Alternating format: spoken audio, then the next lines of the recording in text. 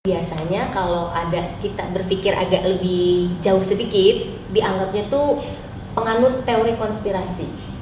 Konspirasi itu biasanya pada orang-orang pada sinis, skeptis. Apaan sih konspirasi? Iya. Ada yang mengira konspirasi itu ilmu cocokologi, mencocok-cocokkan. Bukan itu. Konspirasi itu dikiranya kalau ada konspirasi berarti nggak ada virusnya dong.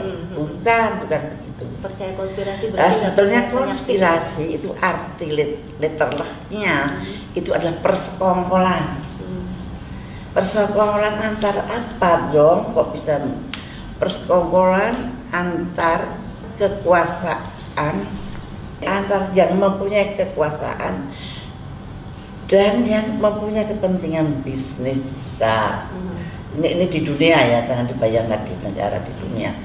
Nah, kemudian itulah konspirasi antara dua itu bisa menciptakan apa saja. Nah, pengalaman saya menghadapi langsung. Jadi pada waktu saya mempunyai hipotesis. Hipotesis atau anggapan dasar adalah jawaban sementara terhadap masalah yang masih bersifat praduga karena masih harus dibuktikan kebenarannya. Bahwa flu burung itu adalah bukan alami, tetapi rekayasa. Kemudian saya mengajak negara-negara yang lain. Dan ternyata negara-negara di dunia semua berada di belakang saya.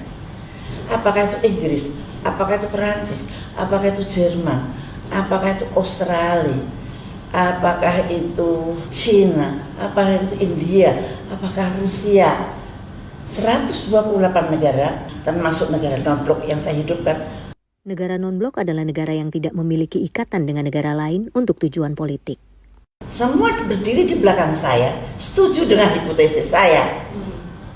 Sehingga saya mengajukan resolusi ke WHO secara hukum internasional yang betul.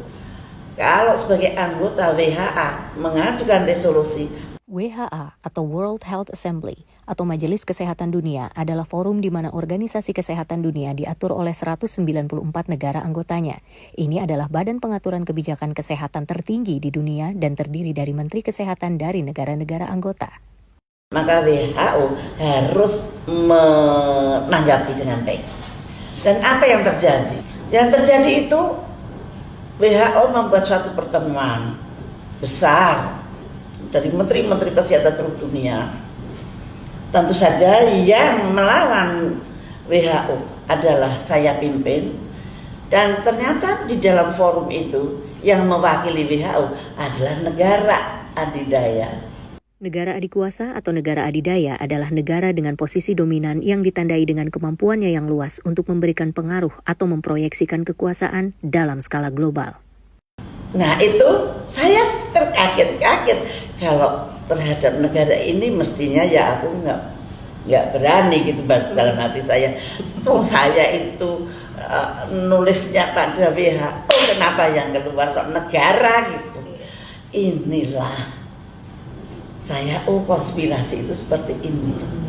Nah ini suatu bentuk yang jelas-jelas di mata saya dan membuat saya kaget. Karena munculnya itu kan pas sidang dunia itu. Wah kaget saya, loh kok yang muncul ini. Dan ternyata ada satu organ di dalam WHO yang ada di bawah negara adidaya tersebut, namanya GISN, Global Influenza Surveillance Network. Itu GISN. Setiap semua orang yang punya virus masukkan ke sana. Saya masukkan ke sana. Tapi ternyata tiba-tiba virusnya Vietnam dibikin vaksin, dijual ke saya. Loh, kamu pakai virusnya siapa Pak? Bikin vaksin. Pakai virus Vietnam Bu. Wah jadi ketahuan. Yang jual juga kaget, kenapa ini ibu kok tahu gitu. Karena biasanya tidak pada tahu kalau vaksin itu dibuat dari virus. Nah pada waktu itu, loh kenapa kamu yakin kalau vaksinnya Vietnam pasti cocok dengan virus saya? Belum tentu cocok. diteliti dulu. Dan ternyata H5N1 Vietnam dan H5N1 Indonesia jauh lebih ganas satu H5N1 Indonesia. Sehingga vaksin yang dibuat dengan strain Vietnam tidak akan bisa memproteksi virus yang ada di Indonesia. Tapi vaksin yang dibuat dari virus Indonesia, H5N1 Indonesia, mempunyai cross protection terhadap H5N1 dimanapun juga, paling hebat. Jadi begitu virus H5N1 itu bertemu dengan DNA kita, itu menjadi sangat ganas dan sangat hebat. Bikin mati orang maksudnya. Tapi kalau untuk bikin vaksin paling bagus, paling kuat gitu. Nah yang saya nggak tahu vaksin yang sekarang ini tidak ada strain-strainan, padahal justru COVID ini adalah virus genom. Genom adalah keseluruhan informasi genetik yang dimiliki suatu sel yang memuat informasi tersebut. Tapi kenapa strain-strain itu kok dihilangkan dari nama itu? Dulu nama itu H5N1 Indonesian strain, H5N1 Vietnam strain. Sekarang nggak ada strain itu. WHO menamakan semau-maunya jadi COVID-19. Berasal dari mana? Seolah-olah COVID-19 itu sama seluruh dunia. Padahal kan beda. Yang ada di Wuhan, yang ada di Indonesia, yang ada di Eropa, yang ada di Amerika berbeda. Why? Kok dinamakan sama? Ini suatu tanda tanya yang pasti ada udang di balik batu lah kenapa dinamakan seperti itu. Nanti pada season yang nanti yang akan datang kita bisa menerangkan itu why-nya. Kenapa kok nama dari COVID-19 tidak sesuai dengan nomenklatur dari virus biasa. Nomenklatur adalah pembentukan tata susunan dan aturan pemberian nama objek studi bagi cabang ilmu pengetahuan. Arti lainnya adalah penamaan yang dipakai dalam bidang atau ilmu tertentu dan seringkali atas dasar kesepakatan internasional. Sekarang kita nggak tahu nih vaksin yang dipakai sekarang ini dari berbagai macam merek juga kita belum tahu juga ya Bu. Tidak transparan. Contohnya Pfizer. Pfizer itu hanya memakai kode genetik dari spike protein. Spike protein punya siapa? Punya virus. Virusnya virus sigma yang mana? Nah, kalau hanya kode genetiknya aja kok yang saya ambil, saya nggak pakai virus. Jadi nggak bisa gitu, kode genetiknya dapat dari mana? Punya virus yang mana? Berarti untuk tingkat keamanannya vaksin itu gimana Bu? Menurut Ibu?